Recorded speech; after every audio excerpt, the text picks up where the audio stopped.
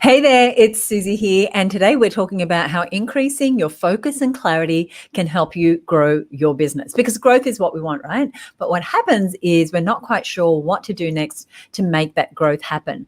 Do we focus on our marketing? Do we need to look at our systems? Do we need more staff? Is it that new social media strategy that we should be focused on? Or doing a free online challenge, because that's what everyone else is doing? And what I'm finding more and more, as I explore this area of the focus and clarity that it takes to grow a business and create a lasting business, the more I realize it comes down to just a few things. My guests today are wonderful examples of women who have been in business long enough now to have a better idea of what it is they should be focused on a daily, weekly, monthly, quarterly basis in order to grow their businesses. And so they're going to be taking us behind the scenes of some of the things that they have done in their business. Now, whether you're brand new in business and you're still identifying who your ideal clients are and how to talk about your business, or you've been in business for a while, but you feel like you're not making the traction that you want to make, it can often come down to what you're spending your days and weeks and months focused on. Perhaps the distractions that you have from bright, shiny objects, perhaps just not knowing what to do when that curveball comes your way. Everything's going really, really well, and all of a sudden something comes out of the blue and derails you. What do you do in those instances? This is a question I've been asking women business owners for quite a while now, and I wanted to today give you this free opportunity to hear from two women who are, they haven't got it perfect. None of us has, but they have certainly found their way, and they're going to be sharing what they've done. I'm going to go ahead and bring them on. If you've got questions along the way, use the chat to ask questions. We'd be very happy to help you do that. For now, let me bring on my wonderful guests, Yvonne Shepherd and Christy Lee Billett. Hello. Hi. Hi. I'm so excited to have you here to talk about business growth, because, we want to grow, but sometimes it's one step forwards and two steps back, as you know, because you've both been in business 7 years, 15 years respectively. And so what we want to do is break that down for those looking at what are some of the things that we want to get focus and clarity about first, and what are the things we definitely want to say no to right now. But before we get started, I think it'd be great for the women to know a little about you, who you serve, what your business is. Yvonne, would you kick us off? Sure. So I am the founder and CEO of Women's Fitness Adventures. I started 7 years ago in May. Had an idea and turned it into a business, and here we are 7 years later. So I encourage women to become fitter and stronger for life, and I do that through in-person and online adventures and fitness training in an outdoor space. So that is me. Wonderful. And Yvonne, I know this, and Christy Lee may not this, but maybe not everyone knows this, but your business was just featured on a mainstream television show just on Sunday night. I forget what it's called. It's called Weekend something. Brisbane Weekender. Yeah, so 5:30 Sunday night, prime time. Just before my Sunday Night Live, actually. So it kind of flowed in really nicely. It was prime time. It was very, very good. So huge viewership. So Christy Lee, go ahead and introduce yourself. Great. Well, I have a consultancy business known as the Footprint Group, and also a membership known as Your People Powered Business. And I support business owners to overcome and avoid staffing, stress and headaches by helping them put in place processes and structures to protect their business and help them build teams that give them success and also freedom from their business. Love it. And I know that Christy Lee's helping many women in the Her Business Network get over those issues that happen when you might be, it's just you're growing your business, and then all of a sudden you're getting more and more successful. Now you need to bring in other people. Now, how do you hire them, fire them, motivate them? How much do you pay them? What do you do when they're not working out? What do you do when they are working out? How do you systemize and contracts and all those things? So wonderful support for so many of our members. Now, Christy Lee, you've been in business 15 years. Yvonne, you've told us it's 7 years. It was 7 years in May. So quite a long time in business. And in that time, I know that you've figured some things out when it comes to clarity and focus.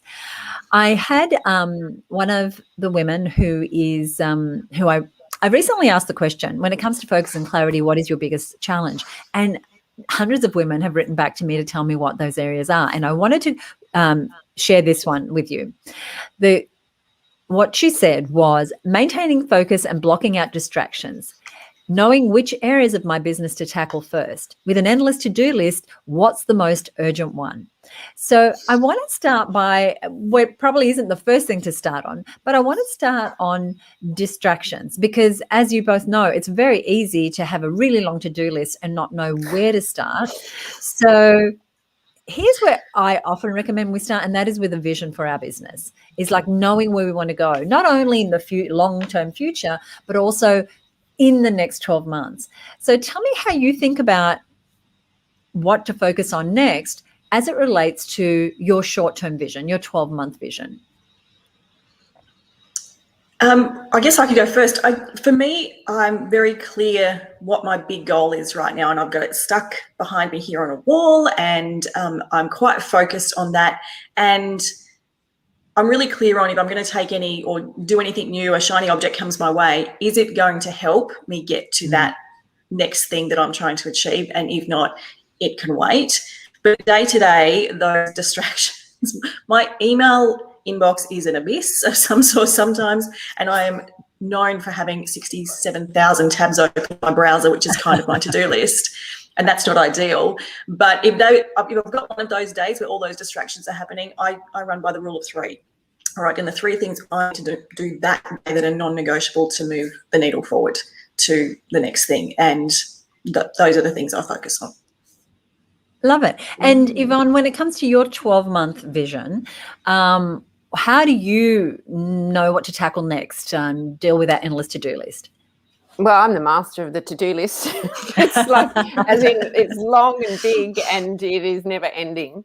But I've learned over the years a couple of things that, well, certainly for this year, I, have it's taken me quite a while, but I have clarity and I have focus and I know where I want to be. And one of the things I quickly figured out is that I don't want to be working 7 days a week. I want other things in my life. And so for me, it is working out, okay, I can't do everything on the list, even if I worked 24 hours a day. So how do I get clarity around that? A is to know when I'm most productive. So my most productive time is 8:30 a.m. to 1 p.m. And so if I can focus on my big projects at that time, and the big projects, what I mean is the projects that will move me forward towards those goals. Because there's a lot that I can go, that's a big project, and fluff around and have a tidy inbox of, the 10,000 that are in there. But that doesn't actually get me towards my goals. And then in the afternoon, when I know I'm not as productive, they're the times that I can do those things that have to be done, but don't keep moving me forward. So once I figured that out, and then I could start to measure my results of moving towards my goal, it made things a whole lot easier. It's like, okay, I set a target, I set a SMART goal that I could measure, I devoted my time to it, and then I started moving towards it. And I also figured out I didn't want to keep just swapping my time for money. Like I wanted to stop, 1 hour of me meant this. It was like, how do I leverage myself as well? So I got clear around that too. Oh, I love that. And we're going to talk about that. We're going to talk about the business models that allow you to leverage, that allow you to focus on fewer things, but have a bigger impact on your bottom line, on your bank account, on the number of people that you can serve. Now, a couple of things I've noticed, there's a couple of comments. I just wanted to share those. And I don't know exactly who this is, but this is what it says. It says, thanks for the live, Susie. I love hearing business women's journeys and what has helped them achieve their goals. Yes, well, that is what we are here for today. And someone saying congratulations, Yvonne, on the feature. Absolutely. So I want to talk more about vision very, very quickly. And vision is actually day one of our challenge next week. We've got a challenge starting on Monday, which is the Find Your Focus 5-day challenge. It's a free online challenge. And day one is Vision Day. And day one is about knowing what that goal is. Christy Lee said she's got it on the wall behind her. Yvonne said she knows what it is, and she's clear that she doesn't want to be working 7 days a week, that she doesn't want to be exchanging her time for money. And so day one of the Find Your Focus challenge is about what is that vision for me? And I've got a very simple process that I take you through that helps you distill it to something that encapsulates what your heart's desire is. So Steve Jobs, one of my mentors, and he's the type of mentor that I never got to meet, but who has been a big influence on my life. He said this. He said that when you have a vision that you are really excited about, it pulls you forward. You don't have to feel like you are, trekking through mud to get to it. And so when we can create a vision that excites us, whether that vision is I'm not going to be working 24/7 and I'm not going to be exchanging my time for money, whatever that is for you, we want to make sure it's so compelling that those bright, shiny objects, they're derailed because you know very clearly what that thing is. And when I was in my first 2 years of business, I found it much harder to find what my vision was. And so I'm very aware of that for new businesses. But as we get more experience in our business, we actually need to rewire what we're focusing on and rewire our clarity, because what you focus on when you're just starting out in business is different when you have a team, when you have, more revenue streams and multiple streams of income, and you have all more complex businesses. And so there's some things right now that you may not need to be focusing on at all because your business isn't at that stage and all it's doing is distracting you. But for some of you, especially our micropreneurs who are starting to build a team, there are certainly some things that you really need to be focused on now if you're going to have longevity in your business. Alrighty. So someone else said, I've worked on a plan as to where I want my business to go, but then I get caught up in working in my business rather than on my business. What would you say to that, Yvonne? Well, in the beginning, I had to be in and on and over and under it and all through it because there wasn't anyone else. But I worked out where my strengths were and where I'd like to be and where I didn't want to be. So I thought when it was time, when I had enough funds that I could get someone on, I got someone on to do the bits that I didn't like. So I kind of, I just kept that vision in my head that, you know, I can't do everything. So let's just break it up. Let's work on the in bits and then let's work on the on bits. And if I had to work weekends, and I still do, I never do working in the business on a weekend. If I spend time on business on the weekend, it is always working on something future forward, because no one is expecting me to be responding on a weekend. So I'm working on it, not in it on the weekend. And so once I set that demarcation. That's a great demarcation. What about you, Christy Lee?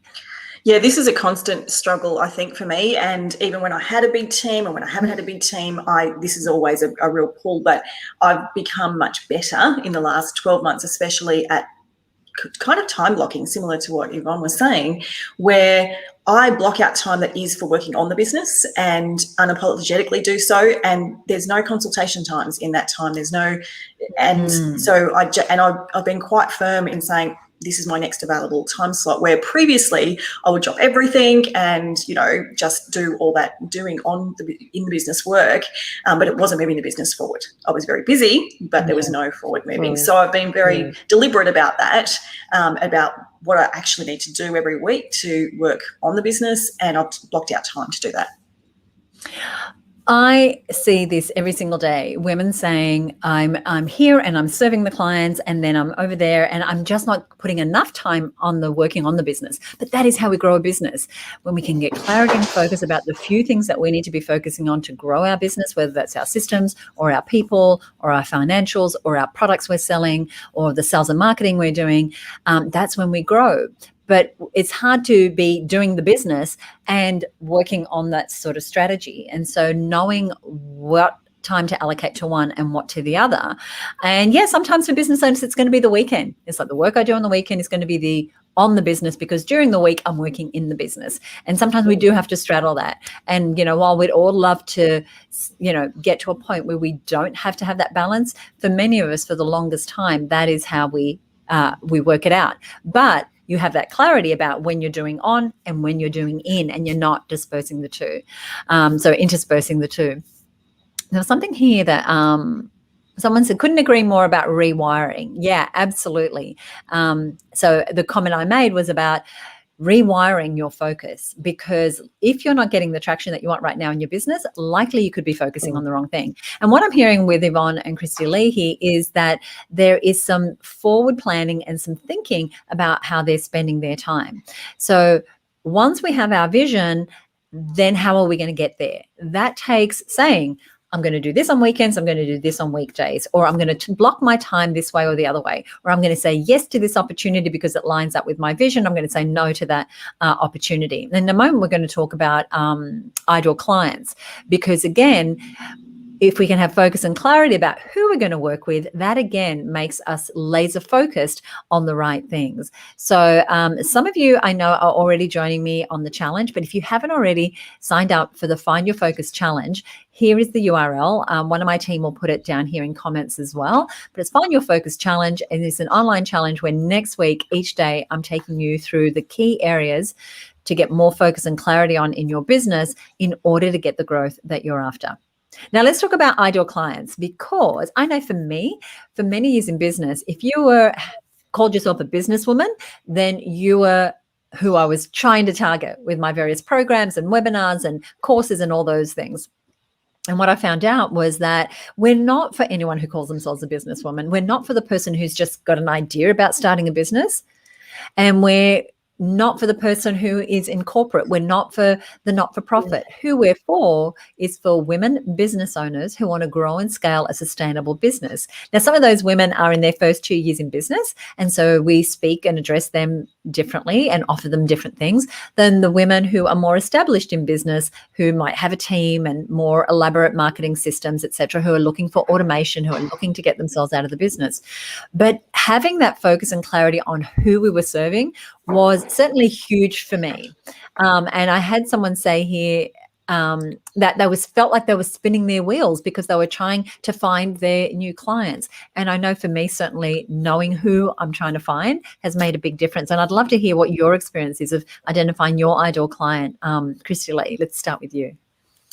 Look, this is something I was not very good at early in my years in business. I wanted to just help all the businesses that needed help with things, particularly when I set up the HR consultancy business, because back in 2010, that whole concept of outsourcing was so new that I wasn't clear about it. My clients weren't clear about it. And I was trying to service businesses that were really small through to quite large with hundreds of staff and be their outsourced HR person. And it took me a long time to realize that's not going to work. And these are so different, all these businesses I'm trying to work for.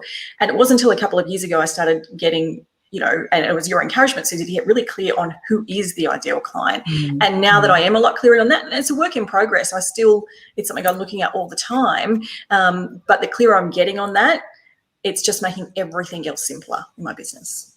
Mm-hmm. Same. That was my experience as well, but not easy to do, to say, oh, I'm going to go narrow. I'm going to go for these people. I feel like I'm leaving this money on the table. But actually, I found it to be the opposite. What about you, Yvonne? From the beginning, I was very clear about who my ideal client was. I've actually got her named and listed out. Great. And as I went along through the years, I would, because I write the newsletter, as you know, Susie, I write to that client every week.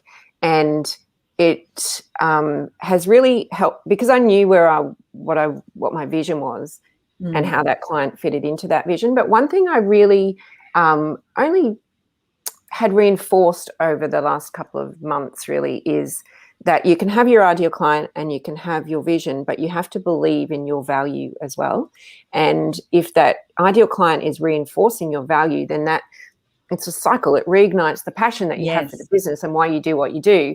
And when you know that you are making an impact and making a difference in the lives of your ideal customer, then it moves you closer towards your vision as well. So I think I've probably got more of my ideal client now after a recent challenge that I ran than I had for the past 4 years. And that ideal client, it's really been quite amazing. And that ideal client is really reinforcing the value of what we do, which is bringing the rest of the customers that I have along that journey with them. So it's kind of reignited and grown again. So that's very exciting. And one thing I find is that for a lot of business owners, their ideal client is often someone like them, someone in a similar situation for some women. And what can happen is that especially when we're just starting to find our clients, anyone with a heartbeat Anyone who can fog a mirror is our client, and the truth is they're not, and we can spend a whole lot of time, because when we're not clear who our ideal client is, how do we know what sort of imagery to use in our social media? How do we know what words to use? I mean, and Yvonne knows her ideal client so well, and so if you sign up to the newsletter for Women's Fitness Adventures, you'll see every single email speaks directly to that ideal client. That is focus and clarity. That is how people know I'm for you, but not for you. And Seth Godin, in his wonderful book, which I happen to have right here, This is Marketing, says you want to very clearly be able to say, I made this for you, but not for you, in the products and services that you offer. And he gives this wonderful example in the book of being an accounting firm in New York City that works with bakeries that turn over more than $5 million in revenue. And you'd think, well, surely that's not a lot of clients. But if you're a baker and you turn over $5 million, that's the accountant you're going to go to, because they understand your problems, they understand the tax loopholes, they know how you can leverage your income. And so for Lisa, who said she's juggling her income generating work for 2 large clients and then not having time and energy to invest in growth and business development, and she has a lack of clarity around her clients, Lisa, that is where you want to spend your time, is really understanding who your ideal client is, because then you won't be juggling clients in a way that you're not happy about. You're going to be juggling clients that you do want to work with, who are ideal, who love what you do, who can afford what you have, who are easy to work with, who are not a customer service hassle. And that comes when we really identify with our ideal client. And really identifying with the ideal client takes a little bit of work. And during the Find Your Focus Challenge, we're going to be talking about, well, how do I understand my ideal client better? What do I need to know about them? Because if you haven't done the work of understanding the demographic, the psychographic, the behaviors, the pain points, the challenges that your ideal client is having, it's so much harder to cater to them. And quite often we create products and then we go looking for a client. And again, another piece of advice of Seth Godin's is, no, you decide who the ideal client is, then you create products and services, right? And see how much clearer that is. Oh, here's the ideal client. Here are their pain points. Here's a product or service that's really going to help them. So totally different way of thinking about it. Which brings me to wanting to talk about products and services. So Yvonne, you take women out on Women's Fitness Adventures. That is how the business started. Christy Lee, you've told us you have a consulting service and you're working with business owners to really take the headache out of the people part of their business. But you have both, again, got more clarity and focus around what you offer and how you package and price and name and showcase what you sell. So tell us a little bit about the changes that you've made to your product offering, Yvonne, that's allowing you to create a more sustainable business. Sure. So when we started, we were all in person in Southeast Queensland, taking women on adventures and training them for those adventures as well, and doing some social events and creating that real community. It was always a membership-based business right from the very beginning, and I knew there was always a lot of demand as well, and demand from all over Australia and the world, and lots of people asking me how to set up a business like mine. So I could never keep up with it because it was me in the beginning, and then I got extra people to help, and we grew the membership, and we started to put more things into the membership. But as we did that and got more people, we got bigger and we had more adventures, and it was just this cycle that we were constantly chasing. And then this wonderful thing, or not wonderful, this terrible thing called COVID hit last year. I like how you said wonderful. Yeah, wonderful, terrible. It feels so wonderful. And I had been working actually with Christy Lee just before then to help, with some staffing. Somebody got someone stomping in the background. No, not me. No. No. Oh, you couldn't hear the footsteps? Oh, that was I can hear it and the bottles, but yeah. But it's not in your house? I don't know where it's coming from. Oh my God, Not might have a in stowaway. No. And so COVID hit, and my business literally wiped 80% of its revenue off straight away, and it was devastating, and we shut down. But we knew we had this membership there, and what we did was we had always had the idea that we were going to build an online business, but we never had the time to do it. So we took that opportunity during last year's downtime to rebuild and reconstruct, and now have Very 3 streams, where we only had the one big stream before, which was membership, and membership took you to these places. Now we have membership, now we have adventures, and now we have courses, and we've just launched our very first course this week, and we are now international as well. We have 1 international member, so we are national and now international, so it's very exciting.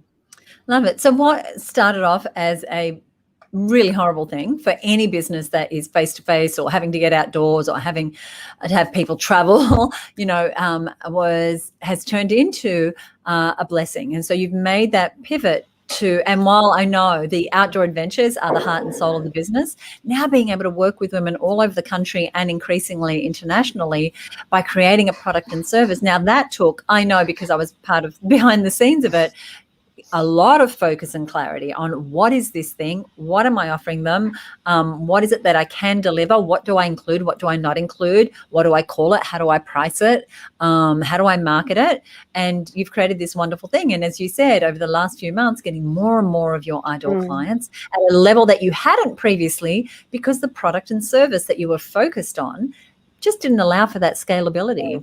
And so it's very, very exciting.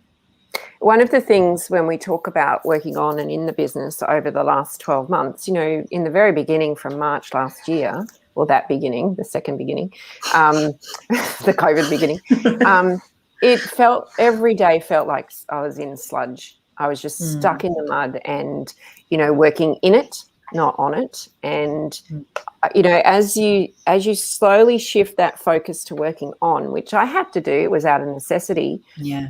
I could then look back every couple of days and weeks and go, oh, actually, we've done that. And now when I look back to, 15 months ago, my goodness, that very active working on it every single day has literally transformed it. And if I didn't look back and check on that success, I probably would still be beating myself up that I hadn't worked on the business. It's so interesting that you say that, because your hand was forced to work on the business because there was nothing working in the business was not going to move you forward. And I saw so many women in that situation last year where they had to start working in the clinic that they were at, the yoga studio that they were running, the presentations that they were giving in corporates, whatever it was, because suddenly they were in lockdown, the printing that they were servicing local clients with. And so then they've had to go back to working on the business and designing the business and getting that clarity around, well, what is my business model now when, like this, in a day my business can be shut down, or I have to close my clinic, or the well of clients. I was speaking to someone the other day and her business was secret shopping. So she would, for large corporations, she would put in place secret shoppers. The business just died right after COVID. So she's had to start working on the business again. This is a 20-year-old business. Let staff go, which is horrible, but redesign the business and get focus and clarity about her way forward. So if you had a tough last 12 months, it's time to rebuild, it's time to recover, it's time to get more focus and clarity about what your business model is going forward, so that you have a more resilient, robust model that is not going to be toppled over when economic changes happen. Christy Lee, what about your products and services and getting more clarity and focus on how you could do more with less, really? Yeah, and that's what it was largely about for me. So I always had some structure around some of the services that we offered, and others were very much ad hoc. We would listen to what the client wanted and try and create this bespoke sort of solution for them, but that's not particularly scalable. It's not at all scalable, and it wasn't particularly sustainable either long term for me, because burnout was the only sort of end result of trying to do that. And so a couple of years back, I really looked at how we can better sort of package up this service that we were providing in different ways. And that was one step closer to the clarity, but again, that didn't provide a scalable option. So then that's when we started looking at the membership option, because we needed something in the business that was more scalable than that one-on-one, that swapping money for time that everyone was talking about. And that's really helped to also create clarity about what we shouldn't be doing in the business, and has allowed me to drop some things that I was doing out of legacy, but they didn't feed the future vision. It wasn't the type of work that I really loved doing. And it was taking time and energy away from everything else. So getting clarity about those kind of structures, which is hard in a service-based industry. It's not, quite so simple sometimes, but once you can get clear on it, and you can just review those sort of set, service offerings, it's just so much easier than being able, trying to do different things for different people all the time.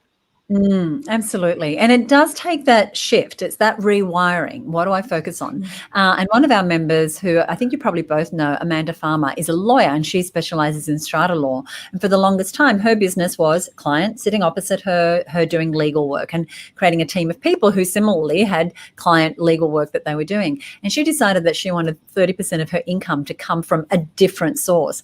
And so when she decided that and she got clear about that was her vision, then she could put in place a plan to create different ways of helping more people in strata living. She's getting PR. She has amazing strategic alliances. She does talks for public councils where she can offer her back end opportunities and offers. And it just totally changed the game for her. But in all these instances, this is what's happening. You're doing less and obsessing about fewer things. And that is one of our mantras here inside of her business. It's a mantra you're going to hear a lot next week in the Find Your Focus Challenge that we are running. And it is about how can I focus on few things? Because there's just not enough of me to go around to do all the things. So how do I do fewer things but get a bigger result? How do I have fewer products in my range? How do I have fewer price points? How do I have fewer ideal clients? How do I have fewer promotions but do them better? I've seen women who are every single month, they're trying to pitch another thing in their business because they're trying to get money through the door, which I totally understand. But what if you could get focus and clarity on, firstly, your vision, secondarily, what your plan is, thirdly, what you're messaging in, and then fourth, your marketing.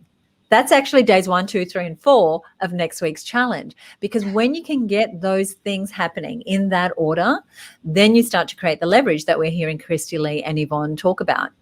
But it takes time working on your business. So someone here just said, and I wanted to share this, I think my biggest challenge is how to appropriately divide my time between my clients' needs and working on my business. So it's the same thing, right? You know what I said earlier? I'm hearing the same thing over and over again. And even working out how to appropriately allocate time over the course of the week if working with more than one client at a time. Sometimes I'm really strict and I manage it really well. Other times, not so much. And then the other person who said, I'm getting off track because of urgent things. And so if something's not in my face right now, it's not getting done. So again, it goes back to, well, what is the plan? What are you going to, because once you have the plan and you have your vision, you're going to see things as an urgent, but not important. Because everything on our to-do list seems like it's important. But likely there's probably 10% of the things that you are doing that are actually moving the business forward, that are actually increasing the size of your business, the results in your business, the revenue at the end of the day. And when you sit back, it's only by stepping back and getting more clarity and focus about what those things are that allow you to do that. I can spend my day checking our Facebook groups, writing social media posts, doing, I just heard it. I can spend all day and it's kind of fun and it's easy, but that's not my zone of genius. That's not me offering the best me to the business. The best me to the business is being the person that holds the vision. It's being the person who knows that this is what we're doing when we're doing it, who understands who my ideal client is, who can really direct the messaging and then the marketing that we do rather than trying to do all the things. Is there anything you want to say to what I just said, Yvonne? Because you're nodding. I think there's so much wrapped up in all of that. And, you have to believe in your business and fall in love with your business and have fun doing your business as well. But also, depending where you are in the business journey, is if you want to take it from a hobby or a small business to something bigger, then you have to work on it. And if it's establishing that, and if you have all of those other things that you've spoken about there, then it will move you forward. But you have to, Now, you gave a little groan, Christy Lee. Look, I think sometimes, you do. You absolutely have to. And I know that feeling of feeling like I can't work on the business because there's a gazillion in the business tasks, waiting for me. You have to give yourself permission to do that even if it's 1 hour. Like, it doesn't have to be an entire day, certainly straight away. Start with 1 hour. Just don't check your email till 10 a.m. and spend an hour working on the business, because as soon as you check your email, there's going to be something urgent that you need to do. There's going to be something in there. But just give yourself permission that it's actually better for your business to do that. Yeah. And that's why next week with our challenge, each day's lesson is about 15 minutes. Right. So it's not a whole lot of time. And then each day there'll be something for you to do that's only going to take you another 10 or 15 minutes. So that's a half an hour out of your day where you are working on your business. You are leaving aside all the distractions. You are getting really focused on day 1 about your vision, on day 2 about your plan, on day 3 about your messaging, on day 4 about your marketing. And we're going to talk more about marketing because both of these, my guests here today are doing some really incredible things with marketing, but they're staying really focused about what they're doing. And so just that little bit of time on your business is going to line it up for you to have so much more clarity about where to put your focus moving forward. So I do want to just answer a couple of things here. Okay, great. I see these. Heather is saying she's really looking forward to the challenge next week. Great, Heather. Look forward to having you. Lucy says, I recently started weekly planning as Stephen Covey outlines in his book, 7 Habits, which allows me to plan where I'm spending my time. You have to schedule and this message cut off. So if you want to tell us the rest of it, that's great. And his system is great. It's like, because sometimes the urgent, non-important things are what takes our time. And what we want to be working on is we've got to do the to-dos, right? That's just small business. But we also want to spend that time working on our business. And Kylie saying, hey, what times will you be going online next week for the challenge? So every day's lesson is going to be live at 10:30. And now if you've registered for the challenge, then you will have access to that recording for the duration of the challenge. We get started on Monday the 28th and it runs through to Friday the 2nd of July. So if you can't be there live, then you can watch the recording. And as I said, they're only going to be like 10 to 15 minutes to keep it really succinct. And then I'm going to give you something to do. Every day we'll have prizes, some incredible things I'll tell you about before we go today. But that answers your question, Kylie, I think. Great. Awesome. And I think the team just answered your question as well. So we are good to go. Okay. I do want to talk. So right here on our screen is the URL if you want to join us for the challenge next week. I do want to talk about marketing because there's so many things we can do. We can have a bunch of lead magnets. We can be running ads on a number of different platforms. We could be on all the socials.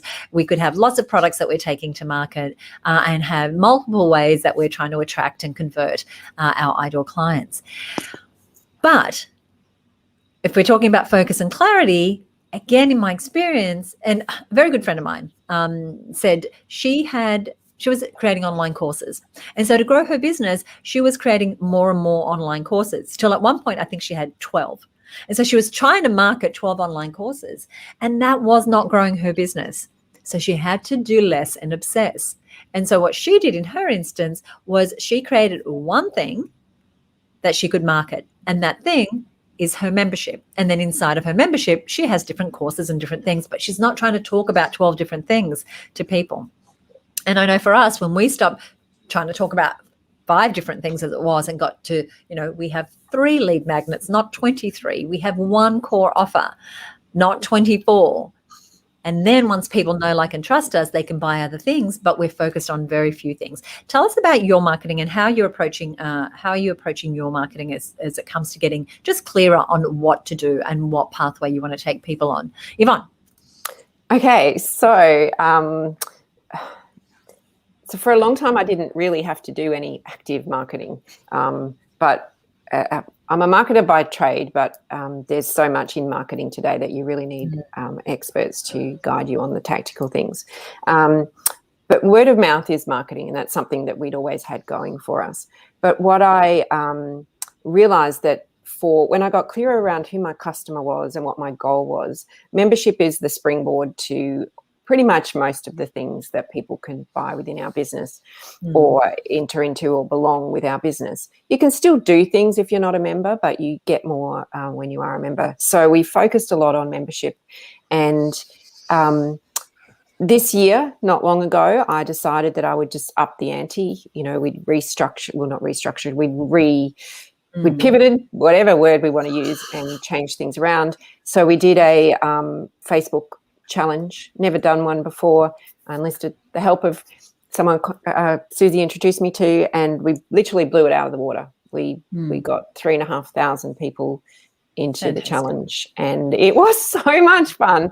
It was a lot of work, but now we have really clear, because we mapped and listed all the things we did well and didn't do well and what we would do next time and automated and all that. So now we have a very clear pattern of how this is going to replicate when we do it again next time. Yeah, we're really excited as a team as well, and we know now where those pain points are.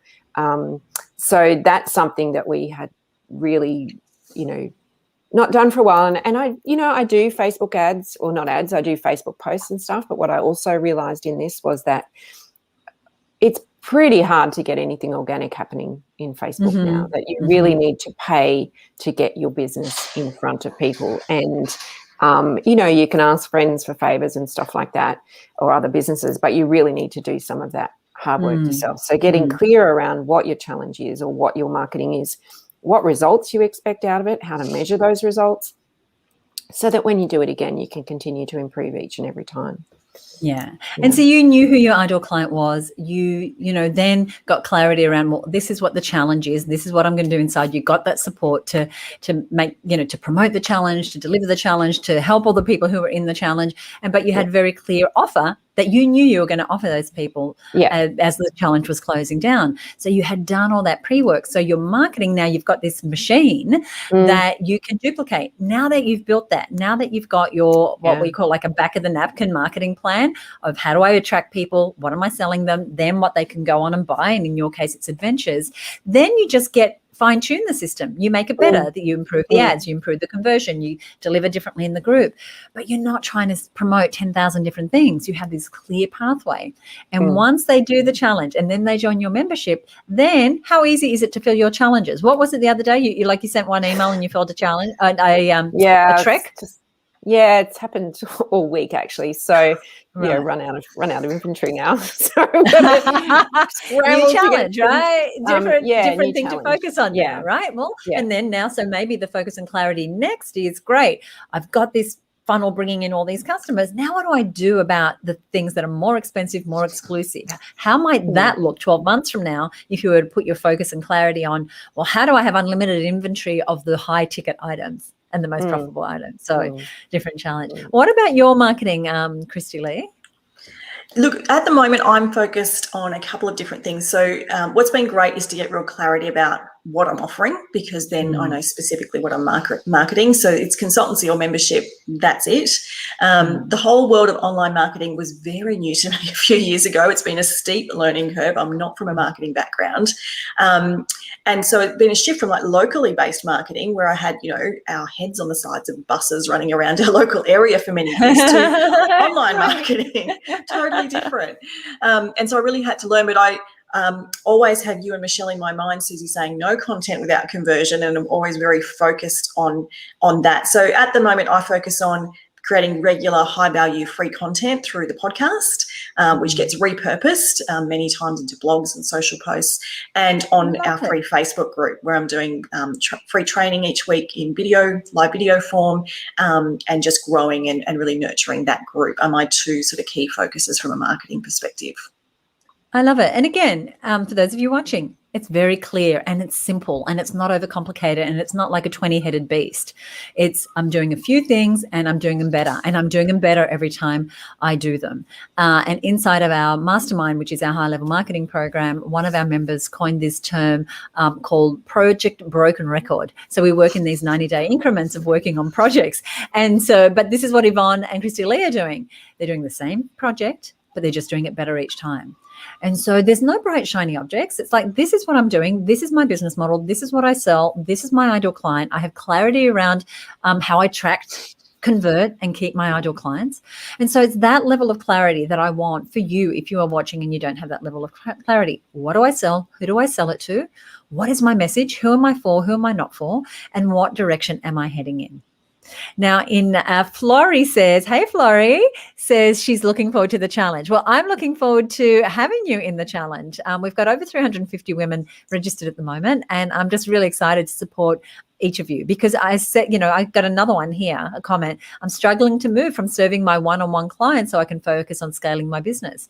And so for you, there's some definite things that you're going to want to focus on and get clarity about to transition from that one-to-one to scaling, because the things that you focus on when you're one-to-one are very different to when you're growing a business.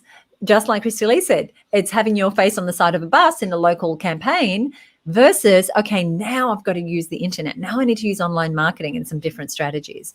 So that's all coming up. For those of you who've just joined us, we are running a challenge next week. It's the Find Your Focus 5-day challenge. It's free, it's online, and you can register right at this URL. So, and it's really all about helping women business owners, specifically it's for women business owners, go from overwhelm to having clarity, go from feeling burnt out to feeling like they're in the flow, go from having up and down revenue to having more predictable revenue.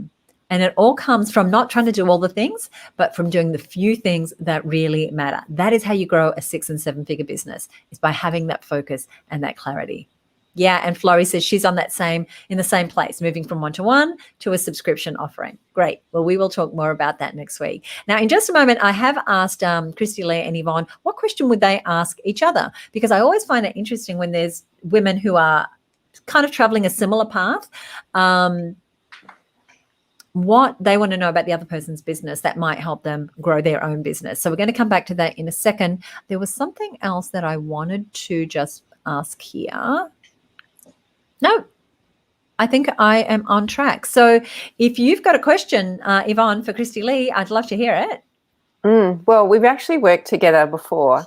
So just before COVID last year, I had my staff were contractors, and I knew I didn't want to keep going with that model. So I said to Christy Lee, how can you help me with my business get out of the current arrangement that I have to move to this?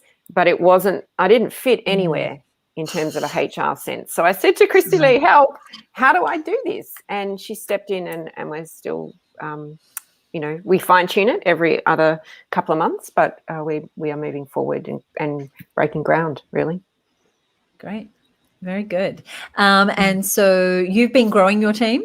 Is that the work that Christy Lee's been helping you with? No, it's forging. The team has stayed static, but it's really working out how the team is paid when I don't fit into any of the categories that exist in the industry, because we're kind of a hybrid of a whole lot of different industries. So we don't fit into the standard thing. So it was finding an expert who could help me in that space so I could move the business forward. And then I'm sure gave Christy Lee opportunity to investigate other areas that weren't in her scope as well. Well, and that focus and clarity is definitely going to help you accelerate your business, because you're not having to feel muddy around your people who are a core part of your growth. So were you going to say something? Yeah, I was just going to say, Yvonne, when you made that decision to go from, you knew you wanted to go from contractor to some other model, what gave you that focus to know that that was the next thing you needed to do to help move your business forward? It was that contractors always seemed a little bit further removed from the business, and pulling them in as staff members and being part of the team made us more cohesive and had more ownership of the business. So the productivity and that sense of belonging, just as our membership is a community of belonging, I wanted the team to feel that they belonged as well. And I knew that there was a way forward. I just didn't know how to find that path forward. Yeah, and I think that's so true for all of us. We sometimes know that there's something we need to do, but it's not our thing, and it's okay to get help to help us, with whatever it is that we're stuck on, because if we're stuck trying to do all the things, we're not going to get all the things done. So getting that support. Yes. Yeah, love that. And, that's why I love our Her Business Network, because there's so much support available for you, whether it's moral support or actual support like Yvonne, you were getting from Christy Lee.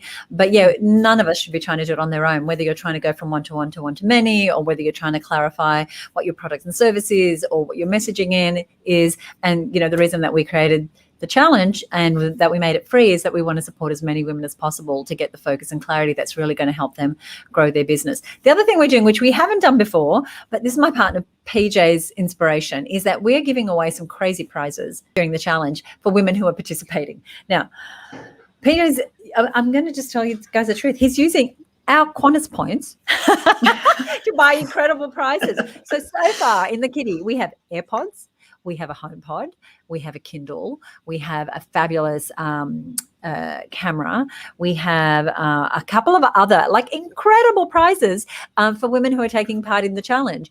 And I said, well, these are really, really juicy prizes. He said, I know. He said, but here's the thing. These women want to grow their business. And we know that the way they're going to grow their business is by taking some action.